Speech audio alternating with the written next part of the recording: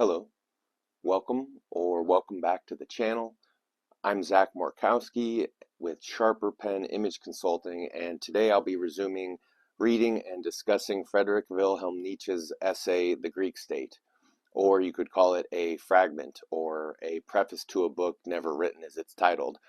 But in it, he discusses basically the Greek state, the model and the golden lie, right? The golden myth, right? That you come from the earth, that a identity is created for you, values are set over you, debts and servitude is in store for you, right?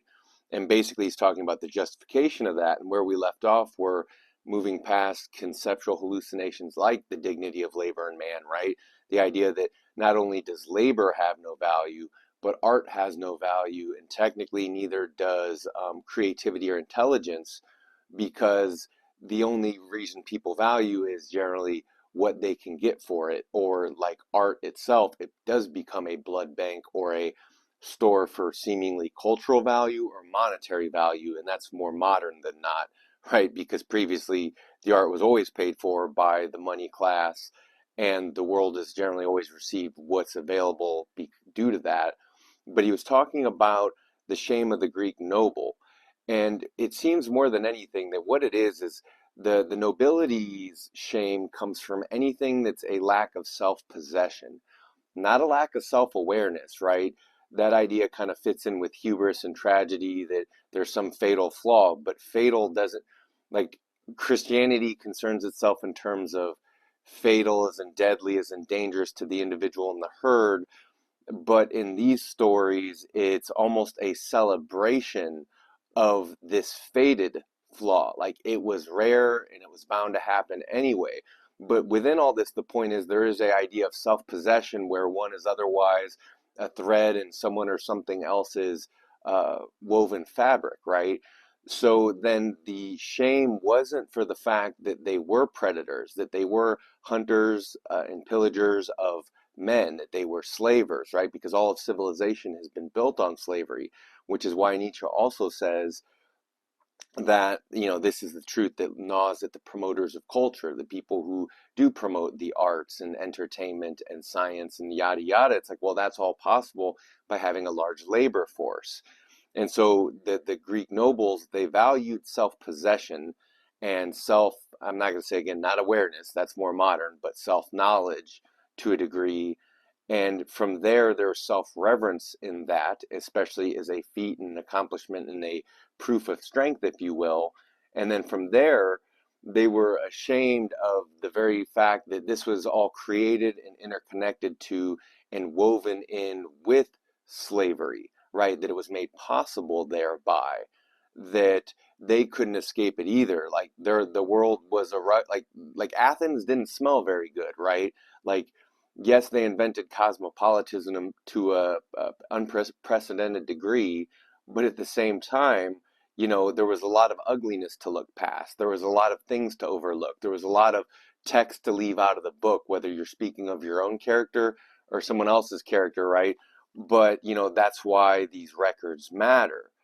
So, Nietzsche's kind of reverse engineering the story that was previously told, because the Greeks, since the Renaissance, like, by the Christians, they seem to be presumed to be not innocent but naive, and it's not that they were naive, they were delightfully shallow, right? Because they recognized the valuelessness to life, the meaninglessness to life, and they found their meaning in art and beauty, and again, looking past the ugly, not building a culture around celebrating that, right? So going on, beginning this essay, it's basically page 2 at the bottom paragraph. Accordingly, we must accept this cruel-sounding truth that slavery is of the essence of culture, a truth, of course, which leaves no doubt as to the absolute value of existence.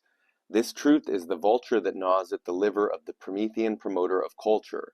The misery of toiling men must still increase in order to make the production of art possible to a small number of Olympian men. Here is to be found the source of that secret wrath nourished by communists and socialists of all times, and also by their feebler descendants, the white race of the liberals, not only against the arts, but also against classical antiquity. If culture really rested upon the will of a people, If here inexorable powers did not rule, powers which are law and barrier to the individual, then the contempt for culture, the glorification of a poorness in spirit, the iconoclastic annihilation of artistic claims would be more than an insurrection of the suppressed masses against drone-like individuals. It would be the cry of compassion tearing down the walls of culture. The desire for justice, for the equalization of suffering, would swamp all other ideas. In fact, here and there, sometimes an exuberant degree of compassion has for a short time opened all the floodgates of culture life. A rainbow of compassionate love and of peace appeared with the first radiant rise of Christianity, and under it was born into Christianity's most beautiful fruit, the gospel according to St. John. But there are also instances to show that powerful religions for long periods petrify a given degree of culture and cut off the inexorable sickle, everything that still grows on strongly and luxuriantly.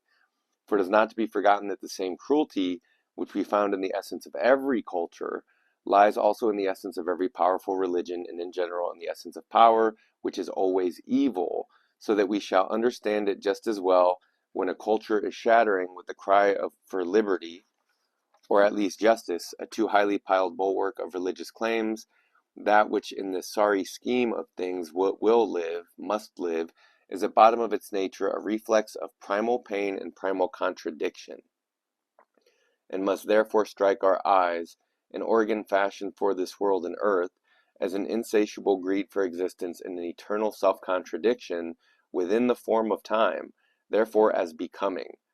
Every moment devours the preceding one, every birth is the death of innumerable beings, begetting, living, murdering, all is one. Therefore we may compare the grand culture with a blood-stained victor, who in his triumphal procession has so blinded that, almost crushed by the wheels of the chariot, they nevertheless still exclaim, "Dignity of labor, dignity of man!" The voluptuous Cleopatra culture throws ever again the most priceless pearls, the tears of compassion for the misery of slaves, into her golden goblet. Out of the emasculation of modern man has been born the enormous social distress of the present time, not out of the true, deep, and commiseration for the misery. And if it should be true that the Greeks perished through their slavedom, then another fact is much more certain, that we shall perish through the lack of slavery. Slavedom did not appear in any way objectionable, much less abominable, either to early Christianity or to the Germanic race.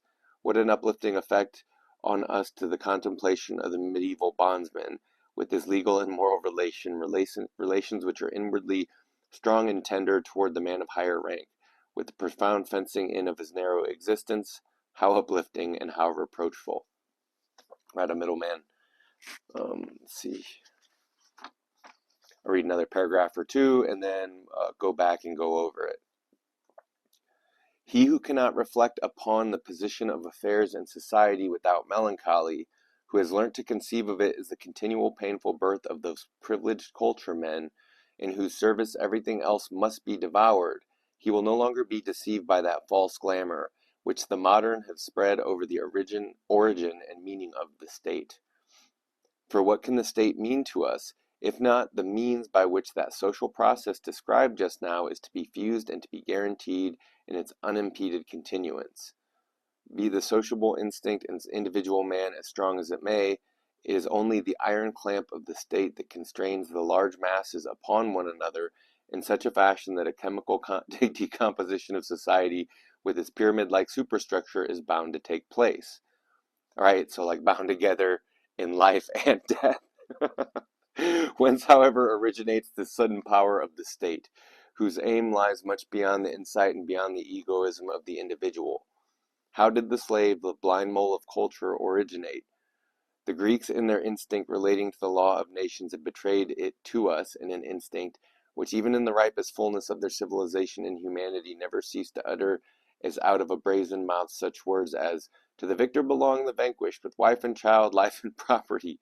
Oof, that's rough. Power gives the first right, and there is no right which is bottom is not presumption, usurpation, violence.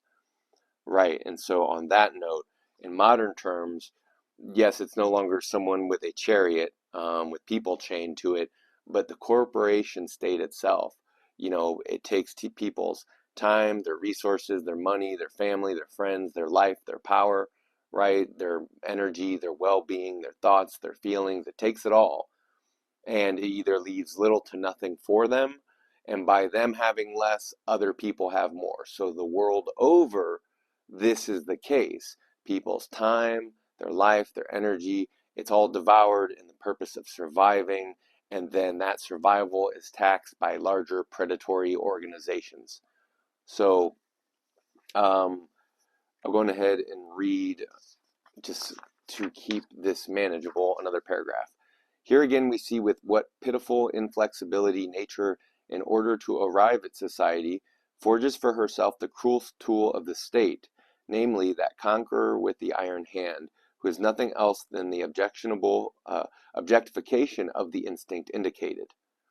By the indefinable greatness and power of such conquerors, the spectator feels that they are only the means of an intention manifesting itself through them and yet hiding itself from them. Right at the beginning of the essay, he talks about dignity of labor, dignity of man, the idea that anyone does have rights, that whole idea is slavery hiding itself from itself. And so it goes on. The weaker forces attach themselves to them with such mysterious speed and transform themselves so wonderfully in the sudden swelling of the violent avalanche under the charm of what creative kernel into an affinity hitherto not existing, that it seems as if a magic will were here emanating from them. It's almost like he's describing the birth of fascism, or fascism as the norm, or fascism is that hidden singular thread that ties everything together, right? That it all must tend towards that. And if that assumes a more brutal and destructive characteristic in the modern age, and that's just a symptom of the people and the times. So I'm going to read one more just because otherwise I'll be doing this essay forever.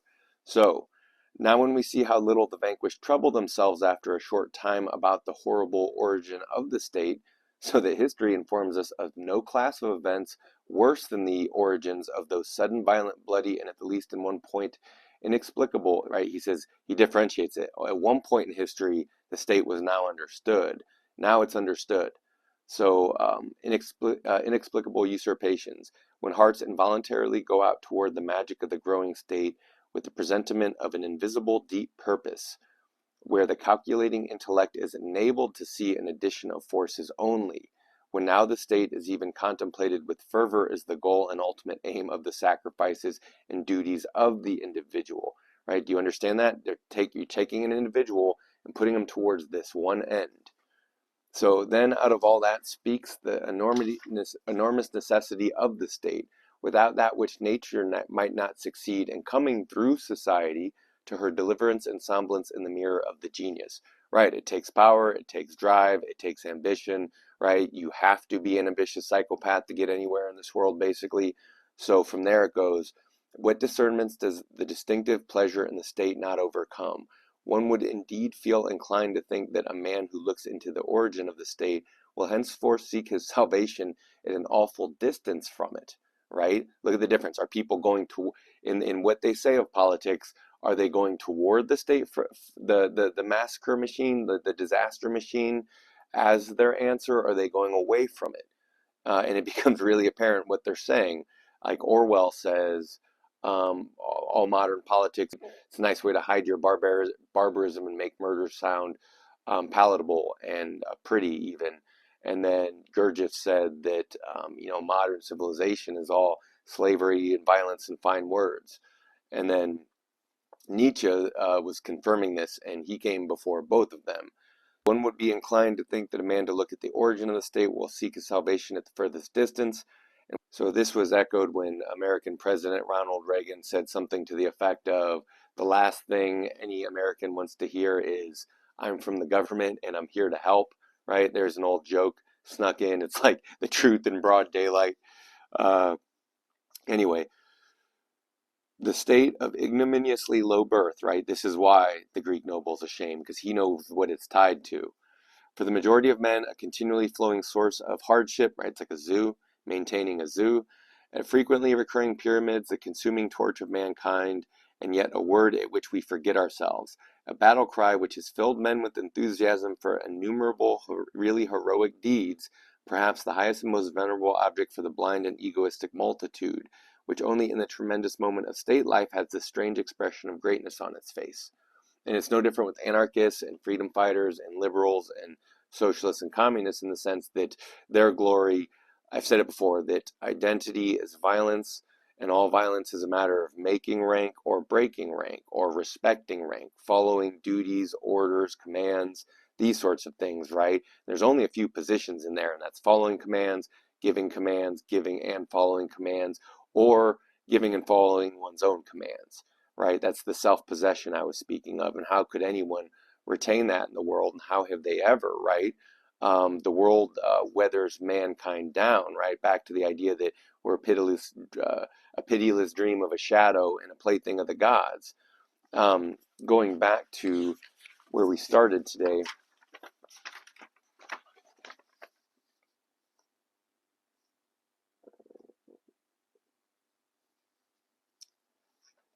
so whether it's those supposedly fighting the evil empire, right, like the perpetual revolution, that arguably either isn't even happening or is technically allowed to happen, right? Because whenever a state wants to stop something, it generally does, and it does so with violence.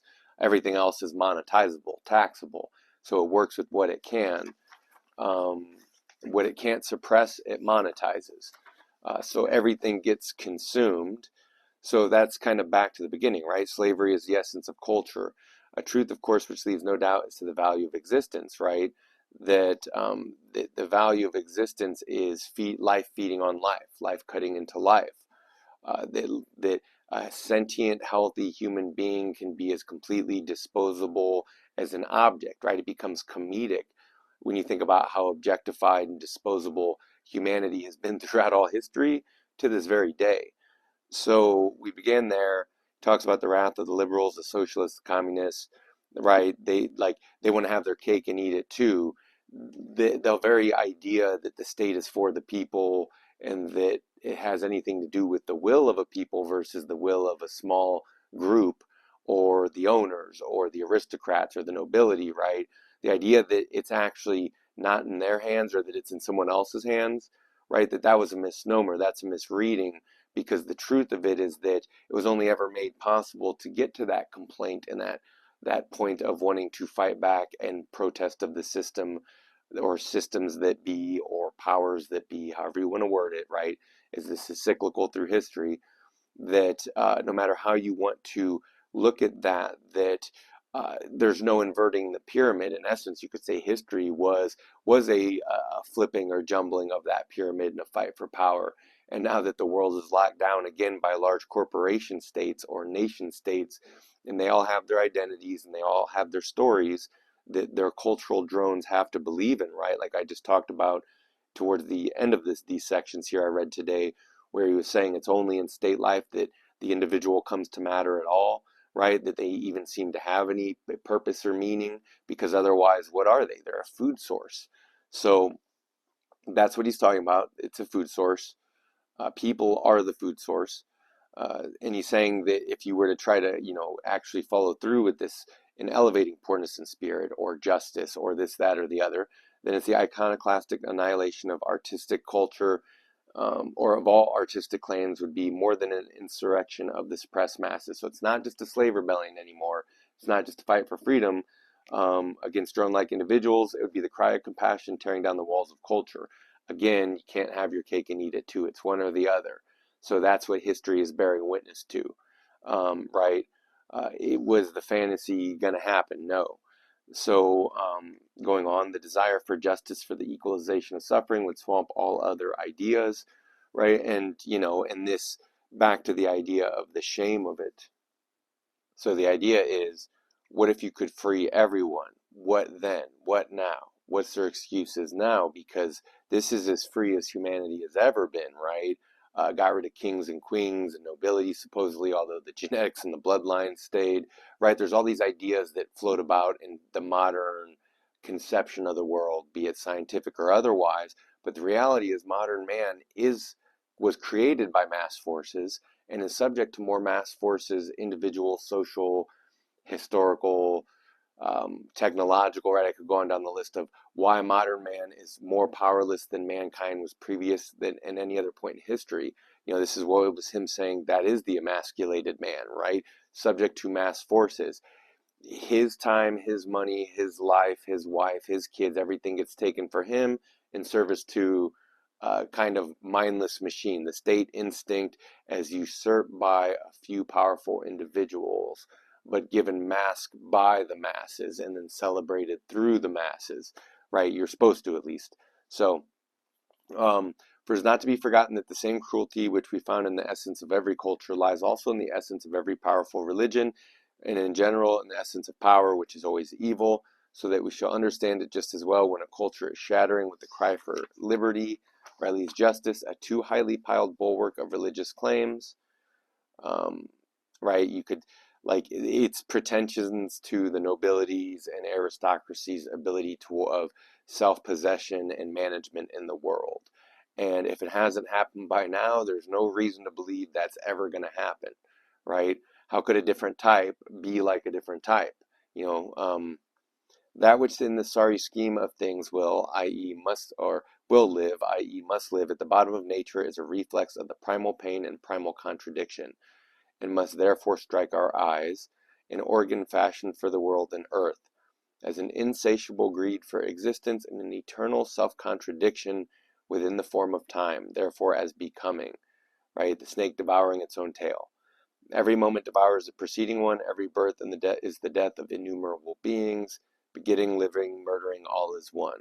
Therefore we may compare this grand culture with the blood-stained victor, who in his triumphal procession carries the defeated along as slaves chained to his chariot, slaves whom a beneficent power has so blinded that, almost crushed by the wheels of the chariot, they nevertheless still exclaim, dignity of labor, dignity of man. And I mentioned this, through all history, man has been a disposable machine himself, tending the machines, ground up in the machines, crushed by the machines, mangled by the machines. This world is filled with invisible men, crippled or otherwise, right?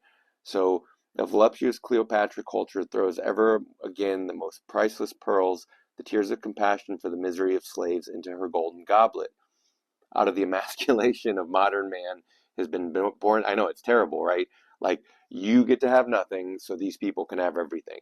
These people have families and property and et cetera, et cetera. You get little to nothing. And, in our country, like America, they have a lot more than the people working for like 50 cents a day in most of the third world, right? Maybe we'll catch up to that though. My thoughts were what happened to the indigenous populations, the natives, the African slaves, and is finally caught up to a lot of the white people, and i.e. the middle class, the outer party members and the proles, that now that like that wave of destruction of something like a runaway power, like a nation state, um, in its uh, war for power, that it would eventually destroy even its own people, right? Eventually, as he says, it becomes a torch, a sacrifice itself, like the bloodiest one there's ever been in all of history, right? So let me keep going. Um, so, and he does point out that the social distress of the present time, and these are, look, this was him basically coining the term luxury belief back when he says, not out of the true and deep commiseration for that misery do these, conceptual hallucinations and all this, soft language and what do you call it, pity, right? It really is the shame that comes from the pity too, right? It should be true that the Greeks perished through their slavedom, then another fact is more certain. So again, like the idea that by the time the Spartans went down, they were outnumbered by slaves 30,000 to 1. Do you see the problem there, right? You just aren't going to win with those numbers. So the Greeks perished through their slavedom, then another fact is more certain: we will perish through a lack of slavery, right? Because hundreds of millions and billions of people the world over who are just, individuals and groups against one another the world over, like no actual control, the illusion of control or controlled chaos by the binding power of the state of Leviathan, right? That the lack of actual ability to truly bind any of that, that's where it all goes down. It's just perpetual management, perpetual rulemaking. AI will likely help with, managing humanity like a herd of animals. This is my assumptions, at least. that'll probably be that'll be a lifesaver, if anything, due to a lack of competent people, a lack of prisons and asylums, a lack of people who care, right? Too much depression or prisoner conditions, could just go on.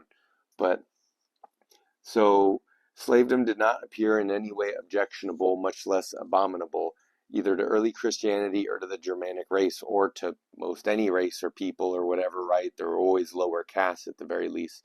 So what an uplifting effect on us the contemplation of the medieval bondsman with his legal and moral relations which were inwardly strong and tender. He was living by rank and order, even though that was the profound fencing in of his narrow existence.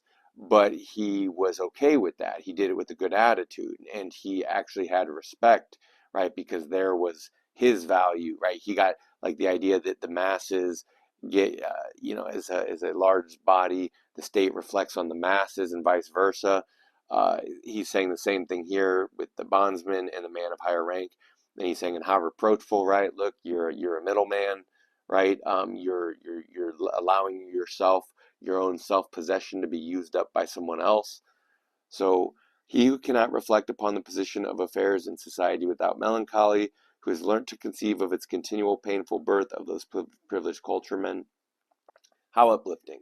Oh, the idea that maybe someone could do their job and maybe even have a good attitude about it, right?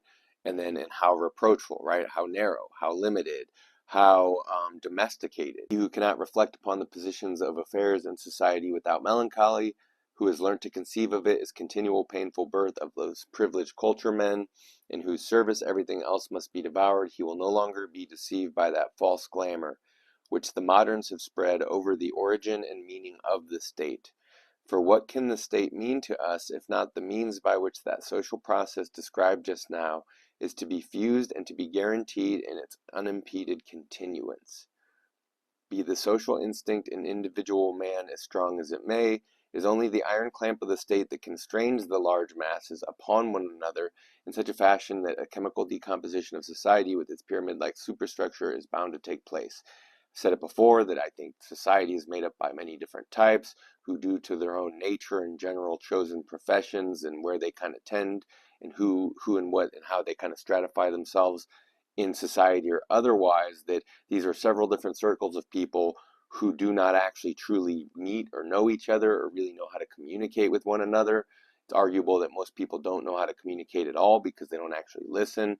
They don't understand that their communication is the effect of what they're saying, the effect that is, not just the words they're saying, right? You can say what you think you mean, but if someone else might not understand you, or they see it differently and they disagree and they're not even going to bother to fight with you or tell you or whatever it is, right? There's a lot of people that people just pass on by.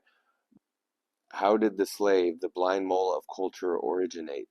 The Greeks in their instinct relating to the law of nations have betrayed it to us in an instinct which even in the ripest fullness of their civilization and humanity never ceased to utter as out of a brazen mouth such words as, to the victor belongs the vanquished with wife and child and life and property.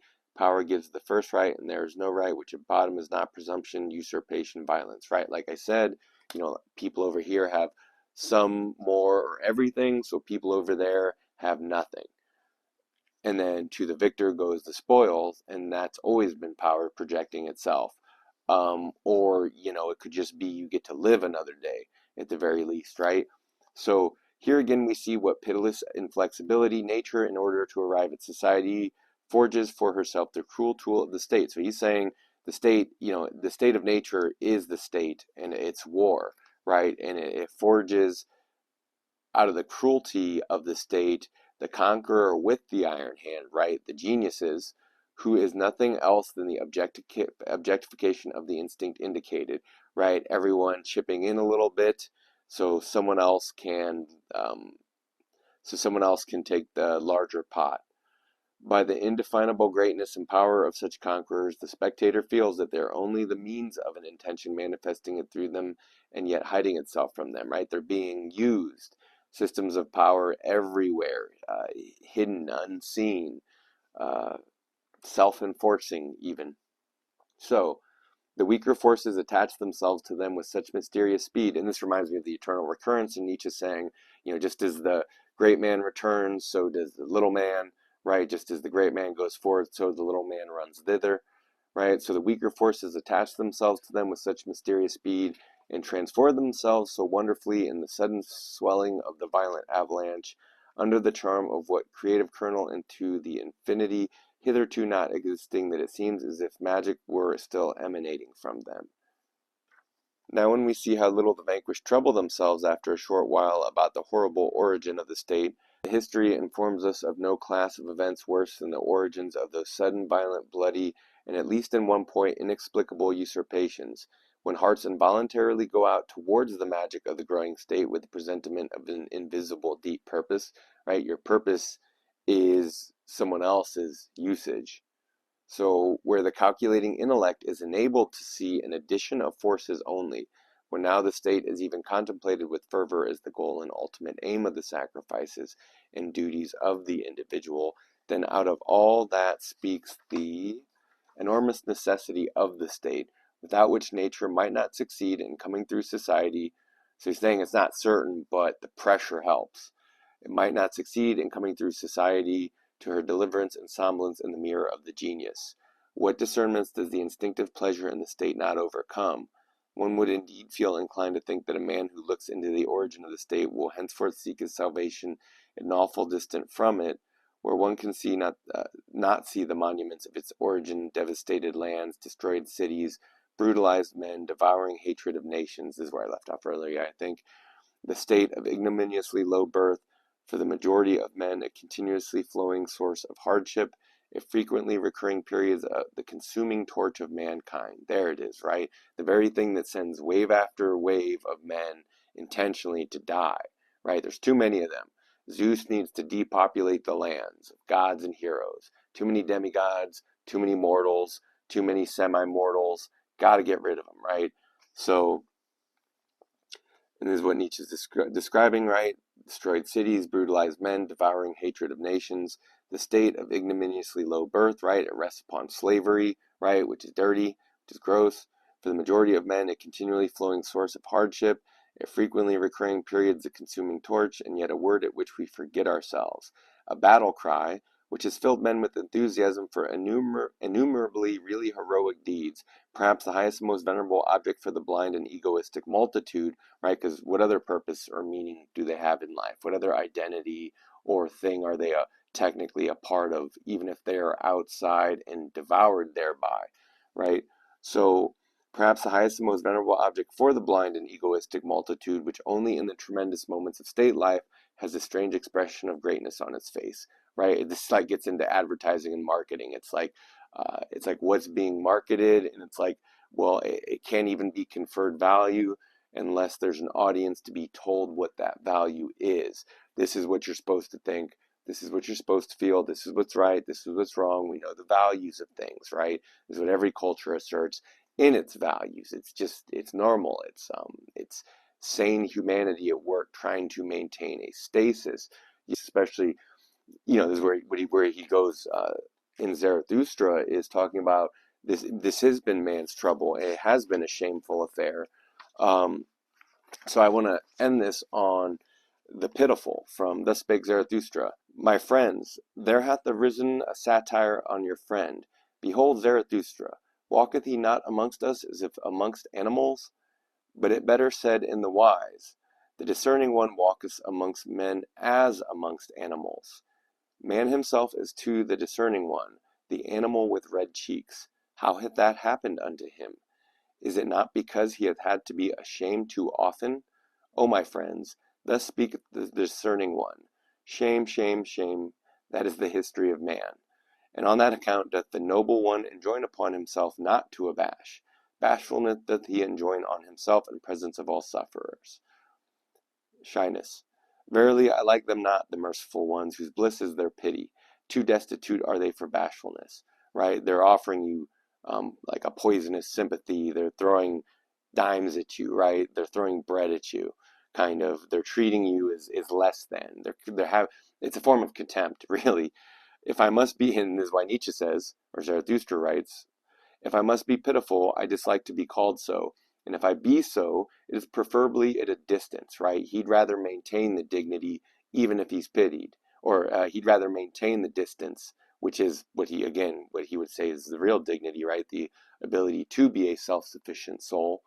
So preferably also do I shroud my head and flee before being recognized, and thus do I bid you do, my friends.